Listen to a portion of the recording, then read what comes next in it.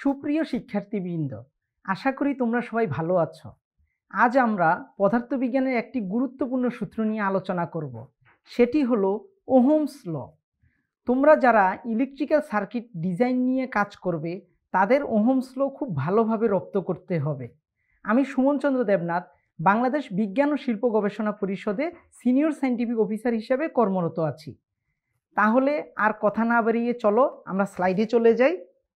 এখন গ্রাফের মাধ্যমে আমরা ওহমের সূত্রকে প্রকাশ করব। আমরা ইতিমধ্যে বলেছি ওহমের সূত্র থেকে আমরা পেয়েছি V/I সমান R। এখন এখান থেকে আমরা লিখতে পারি I সমান 1/R ইন্টু V। এখন আমরা কোনো একটি গ্রাফ পেপারের এক্স অক্ষ বরাবর যদি ভিকে প্রকাশ করি, বিভবকে, এবং ওয়াই অক্ষ বরাবর যদি তড়িৎ প্রবাহ বা কারেন্টকে যদি প্রকাশ করি, এবং আর যেহেতু ধ্রুবক একটা নির্দিষ্ট তাপমাত্রায়, এবং তাহলে 1/R এই অনুপাতটাও ধ্রুবক হবে। এই ধ্রুবককে যদি আমরা m দ্বারা প্রকাশ করি তাহলে এই সমীকরণটা y = mx এই সমীকরণে রূপান্তরিত হয়। আমরা জানি y = mx হলো মূল বিন্দুগামী সরলরেখার সমীকরণ। তাহলে আমরা যদি বিভব পার্থক্য বনাম তড়িৎ প্রবাহ এই গ্রাফটি যদি আমরা মূল বিন্দুগামী সরলরেখা পাই তাহলেই বুঝবো যে ওহমের সূত্রটা যথার্থ বা সঠিক। এখন আমাদের এই পরীক্ষাটা করার জন্য কি পরিমাণ প্রয়োজনীয় যন্ত্রপাতি এবং উপকরণ লাগবে সেটা আমরা দেখি। আমাদের লাগবে একটি অ্যামিটার। আমরা জানি অ্যামিটার দ্বারা কোনো বর্তনীর তড়িৎ প্রবাহের মান পরিমাপ করা হয়। আমাদের লাগবে একটি ভোল্টমিটার। ভোল্টমিটার দিয়ে আমরা কোনো সার্কিটের দুই বিন্দুর বিভব পার্থক্য পরিমাপ করতে পারি। একটি রোধ বাক্স লাগবে, এটা দিয়ে আমরা স্থির মানের রোধ নির্বাচন করতে পারবো। এছাড়াও আমাদের লাগবে পরিবর্তনশীল রোধ বা রিওস্ট্যাট, যার মাধ্যমে আমরা কোনো রোধের মান পরিবর্তন করতে পারবো। আমাদের লাগবে চাবি এবং পাওয়ার সাপ্লাই অথবা ব্যাটারি যেটা থাকে সেটা দিয়ে আমাদের এই পরীক্ষাটা করা যাবে। তাহলে তোমরা দেখতে পাচ্ছ যে এই পরীক্ষাটা করার জন্য যেই উপকরণগুলো লাগে এগুলো খুবই সহজলভ্য এবং আমরা খুব সহজেই পরীক্ষাটা করতে পারবো। এখন আমরা আমাদের এই পরীক্ষাটা করার জন্য একটা বর্তনী ডিজাইন করতে হবে এবং সেটাকে সংযোগ করতে হবে। এখানে একটা বর্তনী ডিজাইন দেওয়া আছে। এই ডিজাইন অনুযায়ী আমরা সরাসরি প্র্যাকটিক্যাল সার্কিটে এটাকে ইমপ্লিমেন্ট করব। তাহলে আমরা দেখি যে বর্তনীটা কীরকম। এখানে দেখা যাচ্ছে একটা ব্যাটারির পজিটিভ প্রান্তের সাথে একটা এমিটারকে আমরা লাগাইছি। এমিটারের নেগেটিভ প্রান্তের সাথে একটি স্থির মানের রোধকে লাগানো হয়েছে এবং স্থির মানের রোধের অপর প্রান্তটা রিওস্ট্যাট হয়ে চাবিতে গিয়ে সংযোগ দেওয়া হয়েছে। চাবির অপর প্রান্তটি আমরা ব্যাটারির নেগেটিভ প্রান্তের সাথে যুক্ত করেছি। তাহলে আমাদের সার্কিটটা কমপ্লিট হয়েছে। এই এমিটার দ্বারা এই বর্তনীর তড়িৎ প্রবাহের মান পরিমাপ করা যাবে। আর আমরা ভোল্টমিটারকে স্থির মানের রোধের সমান্তরালে আমরা সংযুক্ত করেছি, ফলে আমরা এই দুই বিন্দুর বিভব পার্থক্য খুব সহজেই ভোল্টমিটার দ্বারা পরিমাপ করতে পারবো। তাহলে দেখলে যে খুব সুন্দর, খুব সহজে আমরা বর্তনীটা সংযোগ দিতে পারি। এবার আমরা প্র্যাকটিক্যালি এই সার্কিটটাকে ইমপ্লিমেন্ট করব। আমরা এখানে দেখতে পাচ্ছি যে আমাদের এখানে একটা পাওয়ার সাপ্লাই আছে। এখান থেকে আমরা বিভিন্ন মানের ভোল্টেজ প্রদান করতে পারবো। এখানে আছে একটি এমিটার, এই এমিটার দ্বারা কোনো বর্তনী কারেন্টের মান মাপবো। এখানে একটা ভোল্টমিটার আছে, এখানে একটা স্থির মানের রোধ বাক্স আছে, আর এটা হলো পরিবর্তনশীল রোধ বা রিওস্ট্যাট, আর এখানে একটা চাবি দেওয়া আছে। আমরা আমাদের বর্তনী অনুযায়ী আমরা খুব সহজে এই ডিজাইনটা সংযোগ করতে পারি। আমাদের বর্তনীতে আছে পজিটিভ ভোল্টেজের সাথে একটি এমিটারকে আমরা যুক্ত করেছি। তাহলে আমরা দেখি এখানে ব্যাটারি পাওয়ার সাপ্লাইয়ের পজিটিভ অংশটাকে আমরা এমিটারের পজিটিভ অংশের সাথে লাগালাম, এমিটারের নেগেটিভ অংশটা আমরা স্থির মানের রোধের সাথে যুক্ত করেছি।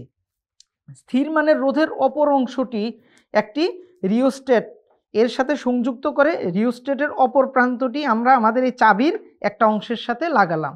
চাবির অপর অংশটি আমরা আমাদের পাওয়ার সাপ্লাই নেগেটিভ প্রান্তে যুক্ত করলাম। তাহলে আমাদের বর্তনীটা সম্পূর্ণ হলো। আর আমাদের এই ভোল্টমিটারটা লাগাবো স্থির মানের রোধের সাথে সমান্তরালে। এই যে এই দুইটা তার দ্বারা আমরা সমান্তরালে স্থির মানের রোধের সাথে ভোল্টমিটারটাকে লাগালাম। তাহলে আমাদের বর্তনীটা খুব সহজেই সম্পূর্ণ হয়ে গেল। এখন আমরা এই বর্তনীটাকে ব্যবহার করে আমরা কিছু ডাটা সংগ্রহ করব। তাহলে আমরা ডাটার জন্য এখানে চলে আসি, পর্যবেক্ষণ এবং সন্নিবেশন। আমরা কি কি ডাটা নিব সেটা একটু আমরা ধারণা নেই। আমরা ভোল্ট মিটারের পার্ট নিব, এমিটারের পার্ট নিব, এটা এম্পিয়ারে আসবে, ভোল্ট মিটারের পার্ট আসবে ভোল্টেজে, আর V/I এই অনুপাতটা আমরা বের করব। এখানে তোমরা দেখো যে V/I এই অনুপাতটা বের করার পিছনে আমাদের কারণ আছে। কারণ আমরা বলেছিলাম ওহমস লয়ে V/I এই অনুপাতটা সবসময় ধ্রুবক হয়। আমাদের টার্গেট হলো বিভিন্ন ভোল্টেজের জন্য যে কারেন্টের মানের পরিবর্তন হবে এই অনুপাতের মানটা সবসময় স্থির আসে কিনা সেটা পরীক্ষা করা। তাহলে চলো আমরা আমাদের সার্কিটটাকে এখন পাওয়ারাইজ করি। এখন আমি এখানে দিয়ে দিলাম, পাওয়ার সাপ্লাইটা অন করলাম, এমিটার ভোল্ট মিটার প্রত্যেকটা অংশ অন করলাম, আর এবার চাবিটাকে আমি সংযুক্ত করতে হবে। চাবিটাকেও অন করে দিলাম। আমাদের এখানে রোধ বাক্সটা নির্বাচন করার পিছনে একটা কারণ আছে। এখানে আমরা স্থির মানের রোধটা আমাদের তাহলে জানা থাকবে, ফলে আমরা খুব সহজেই আমাদের পরীক্ষার ফলাফলের সাথে এই পরীক্ষণীয় রোধের মানটাকে আমরা তুলনা করতে পারবো। তাহলে এই পরীক্ষার জন্য আমরা যে কোনো একটা রোধ নির্বাচন করতে পারি। এখন আমরা পরীক্ষার জন্য আপাতত 10 ওহম মানের একটা রোধ, এখানে একটা প্লাগ খুলে ফেললাম। তাহলে এই রোধ বাক্সের মান এখন 10 ওহম। আর আমাদের আরেকটা জিনিস গুরুত্বপূর্ণ, প্রত্যেকটা সংযোগ আমাদের শক্ত করে লাগাতে হবে, তাহলে আমাদের পরীক্ষায় ত্রুটি কম আসবে। এখন আমরা যদি দেখি যে এখানে আমরা দেখতে পাচ্ছি যে আমাদের এমিটার এবং ভোল্টমিটারে পার্ট দেখা যাচ্ছে। এখানে দেখা যাচ্ছে যে এমিটারের ভোল্টমিটারের মান 1.61 ভোল্টেজ এবং এমিটারের মান 0.16 এম্পিয়ার। আমি এই তথ্যটা এখন লিখে রাখতেছি আমার পরবর্তী ব্যবহার করার জন্য।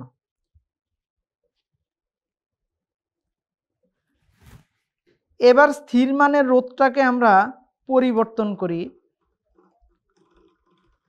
এখন আমি পরিবর্তন করে দেখলাম যে এখানে 1.9 ভোল্টেজ দেখাচ্ছে, এটাকে আমি লিখে রাখি 1.9 ভোল্টেজ, আর কারেন্টের মান দেখা যাচ্ছে এখন 0.19 এম্পিয়ার। এভাবে আমরা খুব সহজে ভেরিয়েবল রেজিস্টরের মান পরিবর্তন করে আমরা বর্তনীতে কারেন্ট এবং ভোল্টেজের মান, স্থির মানের রোধের অ্যাক্রসে কত ভোল্টেজ হয় আর কারেন্টের মান কত হয়, খুব সহজে এটা আমরা নির্ণয় করে ফেলতে পারি। তাহলে আমরা খুব সহজেই এইভাবে একই পদ্ধতিতে আমরা অনেকগুলো ডাটার মান নিয়ে নিলাম। এবার আমরা সার্কিটটাকে বন্ধ করে আমরা আমাদের বোর্ডে ফেরত যাই। এখানে আমরা এবার এই তথ্যগুলোকে ব্যবহার করে আমরা V/I এর অনুপাত বের করব। এবার আমরা যেই ডাটাগুলো নিয়েছি সেই ডাটাগুলোকে ব্যবহার করি। আমরা এখানে প্রথমে সিলেক্ট করে নেই। আমাদের ভোল্টমিটারের পার্ট পেয়েছি আমরা 1.61 ভোল্টেজ এবং এমিটারের পার্ট পেয়েছি আমরা 0.16 এম্পিয়ার। আমাদের দ্বিতীয় ডাটাটা পেয়েছি আমরা 1.9 ভোল্ট এবং কারেন্টের মান পেয়েছি 0.19 এম্পিয়ার। এছাড়াও আমরা পেয়েছি 2.3 ভোল্ট এবং এর করসপন্ডিং কারেন্টের মান পেয়েছি 0.23 এম্পিয়ার। এবার আমরা যদি V/I এই অনুপাতগুলো বের করি তাহলে এখান থেকে পাওয়া যায় 10.06, আর এই অনুপাতের মান আসে 10 এবং এটার মানও আসে 10। তাহলে এখান থেকে দেখা যাচ্ছে V/I এর অনুপাত 10.06কে আমরা অ্যাপ্রক্সিমেটলি 10 ওহমই বলতে পারি। তাহলে এখানে প্রত্যেকটা ভ্যালুর মানই আমরা দেখতেছি 10 এই ভ্যালুতে ফিক্সড হয়ে গেছে। তার মানে এখান থেকে দেখলাম যে আমরা রিওস্ট্যাটের মান পরিবর্তন করে আমরা বিভিন্ন ভোল্টেজ এবং কারেন্টের পরিবর্তনটা এমনভাবে হচ্ছে যে সব সময় V/I এই অনুপাতের মান সবসময় স্থির বা ধ্রুবক থাকে। তাহলে এখান থেকে খুব সহজেই বোঝা যায় যে ওহমের সূত্রটা আসলে যথার্থ। এছাড়াও আমরা গ্রাফের মাধ্যমেও ওহমের সূত্রটার যথার্থতা প্রমাণ করতে পারি। আমরা অনেকগুলো রিডিং নিয়েছি, এর মধ্যে এখানে 5টা ভ্যালুকে এখানে, কারণ গ্রাফ প্লট করার জন্য আমাদের একাধিক ডাটা লাগে, আমরা এখানে 5টা ডাটাকে এখানে নিয়েছি। এই ডাটাগুলোর অনুপাতও দেখা যাচ্ছে যে 10-এর কাছাকাছি, প্রায় সবগুলোই, প্রত্যেকটা ডাটাই 10-এর কাছাকাছি। এবং এই গ্রাফটা যদি আমরা আঁকি তাহলে দেখা যাচ্ছে যে বিভিন্ন ভোল্টেজের জন্য আমরা যে গ্রাফ প্লট করি, যেমন আমরা এই ভ্যালুটার কথা চিন্তা করি 2.1 ভোল্ট, এই 2.1 এর জন্য আমরা করসপন্ডিং হিসাবে এখানে 0.21 ভোল্টেজের মতো আমরা পেয়েছি এই ডাটাটা। একইভাবে আমরা 3.2কে যদি প্লট করি, এই যে এখানে 3.2 এর জন্য করসপন্ডিং হিসাবে আমরা 0.31 এম্পিয়ার পেয়েছি। তাহলে এখানে এই ডাটা, এই পয়েন্টগুলোকে যদি আমরা যুক্ত করি তাহলে আমরা এগুলো একটা সরল রেখা পাই, এবং দেখা যাচ্ছে এই সরল রেখাটা মূল বিন্দু দিয়ে গিয়েছে। তাহলে আমরা এই ডাটা থেকেও ওহমের সূত্রের সত্যতা যাচাই করতে পারি যে V/I, এই গ্রাফটি আমরা বলেছিলাম যে এটা y = mx এই সমীকরণের সাথে মিলে, ফলে এটা মূল বিন্দুগামী সরল রেখা হওয়ার কথা। এখানে আমরা ভোল্টেজ বনাম কারেন্টের যে গ্রাফটা আঁকলাম সেটাও দেখলাম যে সেটা মূল বিন্দুগামী সরল রেখা হয়েছে। তাহলে এখান থেকেও আমরা বলতে পারি ওহমের সূত্র সত্য বা যথার্থ। তাহলে এভাবেই আমরা ওহমের সূত্রের সত্যতা যাচাই করতে পারি। সুপ্রিয় শিক্ষার্থীরা, কেমন লাগলো তোমাদের এই চমৎকার এক্সপেরিমেন্টটি করতে? আশা করি তোমাদের সবার ভালো লেগেছে। আমরা সামনে আরও নতুন নতুন এক্সপেরিমেন্ট নিয়ে হাজির হব। ততদিন পর্যন্ত তোমরা সবাই ভালো থেকো। ধন্যবাদ সবাইকে।